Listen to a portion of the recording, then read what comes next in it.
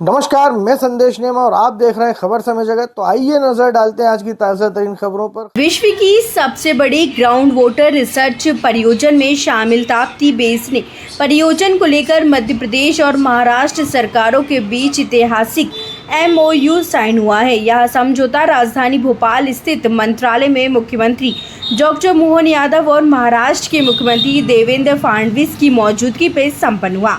यह MOU मध्य प्रदेश महाराष्ट्र अंतर्राज्यीय नियंत्रण मंडल की 28वीं बैठक के दौरान मिंटो हॉल में हुआ। महाराष्ट्र के मुख्यमंत्री देवेंद्र फडणवीस ने ताप्ती बेसिन परियोजना पर MP महाराष्ट्र समझौते के दौरान कहा कि 25 साल बाद दोनों राज्यों की बोर्ड बैठक हुई है। पिछली बैठक साल 2000 में हुई थी।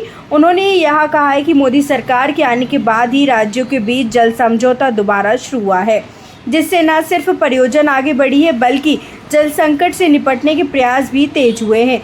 फडणवीस ने कहा है कि ताप्ती बेसिन परियोजना से मध्य प्रदेश और महाराष्ट्र दोनों राज्यों को बड़ा फायदा मिलेगा। उन्होंने बताया कि महाराष्ट्र के अकोला, अमरावती सहित 3 जिलों में जहां खारा पानी वहां अब स्वच्छ पेयजल उपलब्ध हो सकेगा। मुख्यमंत्री फडणवीस ने यह भी कहा है कि अब दोनों राज्यों के मुख्यमंत्री केंद्र सरकार से इस परियोजना के केंद्रीय योजना की तर्ज पर विशेष सहयोग का आग्रह करेंगे। फडणवीस ने बताया कि ताप्ती बेसिन परियोजना पर MOU साइन करने के साथ ही बैठक में कुछ अन्य अहम मुद्दों पर भी चर्चा हुई। उन्होंने कहा कि जामघाट परियोजना वर्ष 1998 में बातचीत शुरू हुई थी और अब वर्ष बाद फिर से इस परियोजना पर चर्चा की गई। फडणवीस ने बताया कि अक्टूबर में मध्य प्रदेश और महाराष्ट्र के जल बोर्ड की अगली बैठक प्रस्तावित है। उन्होंने कहा कि आने वाले समय में विभिन्न क्षेत्रों में समन्वय के साथ काम कर विकास की गति दी जाएगी। वहीं मध्य प्रदेश के मुख्यमंत्री डॉक्टर मोहन यादव ने कहा कि ताप्ती बेसिन परियोजना के साथ ही दोनों राज्यों के बीच एक नया अध्याय की शुरुआत हो रही है। उन्होंने कहा कि मध्य प्रदेश की नदियों का मायका है। यहाँ 247 नदियाँ बहती हैं और अब गोदावरी ताप्ती से जुड़े प्रोजेक्ट पर मिलकर काम किया जाएगा।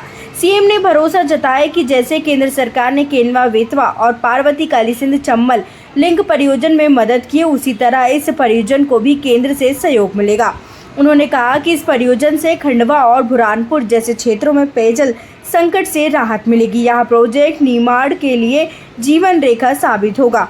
उन्होंने यह भी कहा है कि दोनों राज्यों के प्रमुख ज्योतिर्लिंग ओमकालेश्वर, महाकालेश्वर और तिमकेश्वर, भीमकेश्वर, ग्रेसेश्वर को जोड़कर एक धार्मिक सर्किट बनाया जाएगा। इसके अलावा कॉरिडोर विकसित करने पर भी सहमति बनी है। मेरे पास बताने के लिए अब ज़्यादा नहीं है, लेकिन हमारे देवेंद्र जी ने सारी बातें अपनी सारी एक एक करके अपने बीच में आज का दिन एक तरह से हमारे महाराष्ट्र प्रांत के साथ एक नए अध्याय की शुरुआत होगी। ये जरूर मैं एक सौगात के लिए उनको धन्यवाद भी देना चाहूँगा। उनका अभी मन में कष्ट या थोड़ा एक दर्द था कि जब मैं महापौर था तब से मैं इस पर प्रयासरत था 28 साल पहले से कि काश ये योजना फलीभूत हो जाए। हमने कहा सरकार आपकी मुख्यमंत्री बनने का इंतजार कर रही थी, जब आप फुल फ्लेज मुख्यमंत्री बनोगे तो ये हमको लाभ मिलेगा।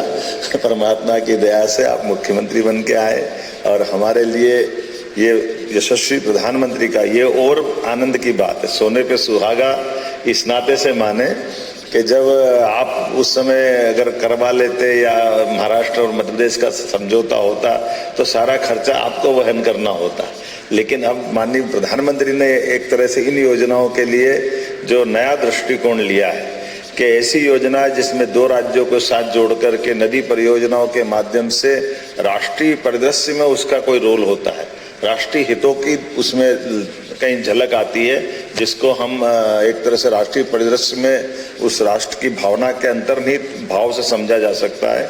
तो उसका 90% पैसा भारत सरकार देती है। वाकई अद्भुत है। ये मुझे इस बात की प्रसन्नता है कि हमारे अपने दोनों राज्यों के निर्णय से भारत सरकार 90% राशि देगी।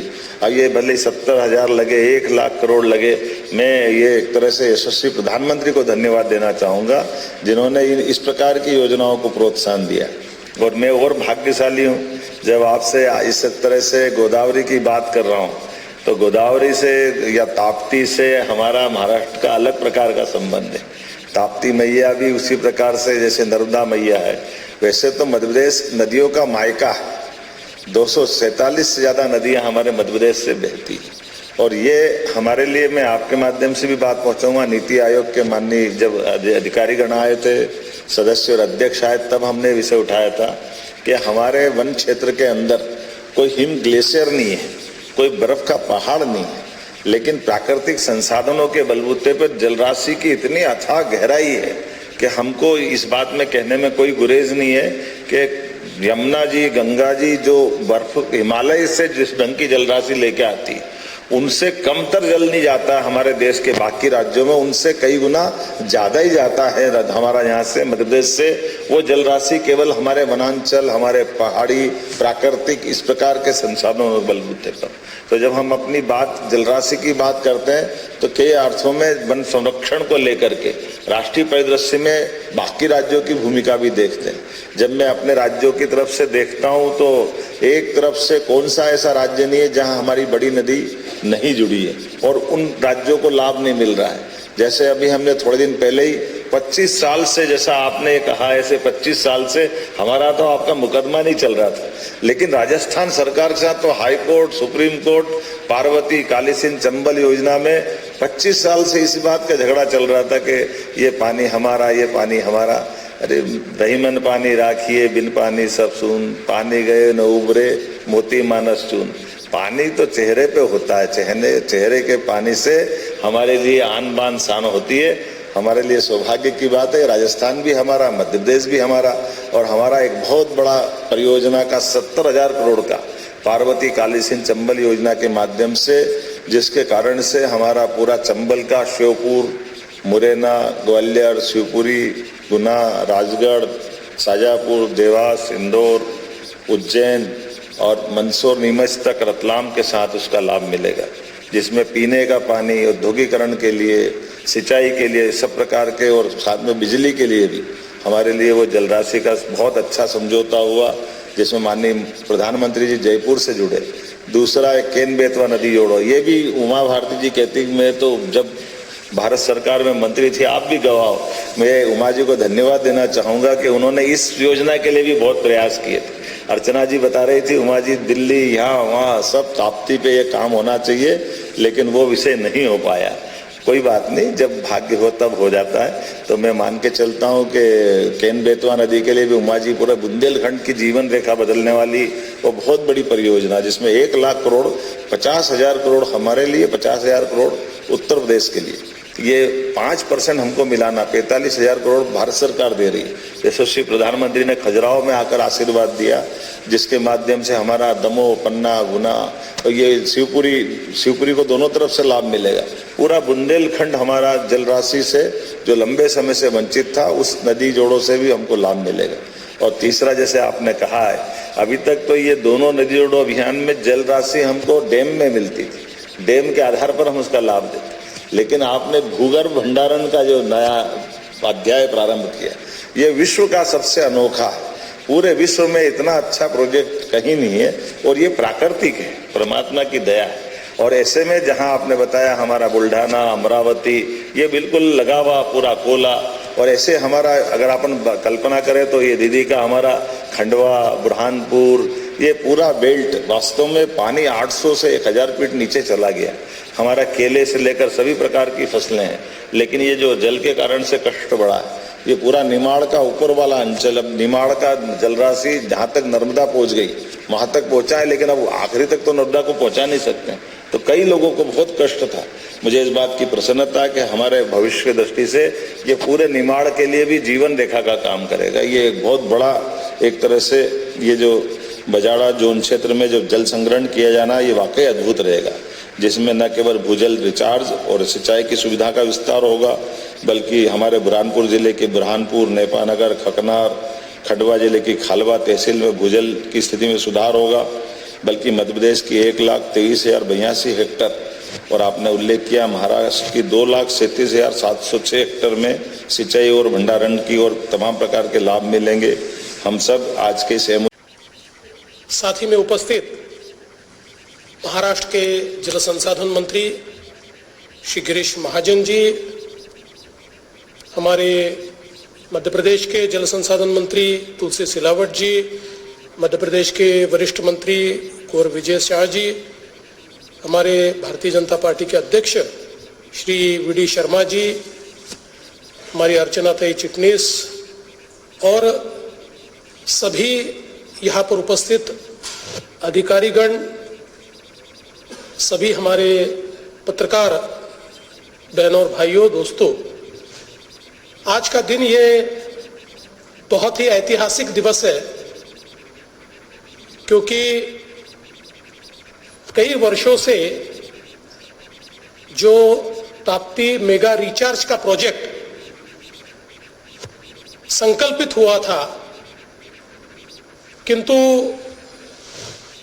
किन्हीं कारणों से पीछे रहा था, आज उस पर दोनों राज्यों ने सहमति की है और हमने उस पर हस्ताक्षर भी आज किए हैं। आज इंटरस्टेट कंट्रोल बोर्ड की जो मीटिंग हुई, 25 वर्ष के बाद ये मीटिंग हुई है। इससे पहले 2000 में मीटिंग हुई थी।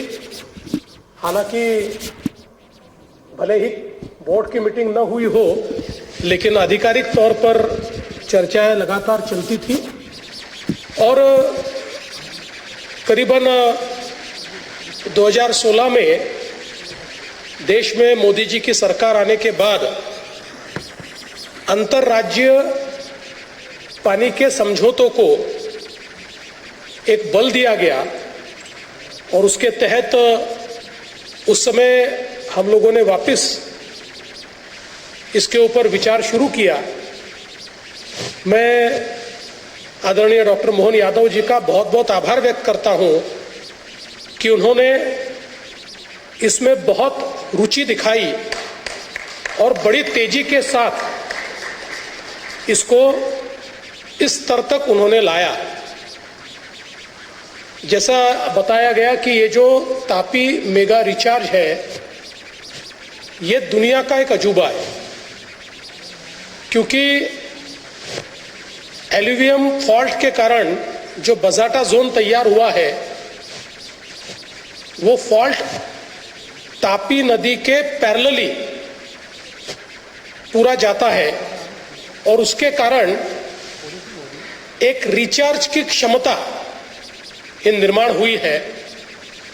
और हम लोगों ने जब साइट पर जाकर देखा था तो ऐसा ध्यान में आता है कि मानो कोई गुप्त नदी बहकर आती है और वो पानी कुएं में जाता है और लगातार 24 घंटे पानी जाने के बावजूद भी कुएं की लेवल नहीं बढ़ती। इतना पानी, उसको शोषने की ताकत ये सारे फॉल्ट के अंदर है।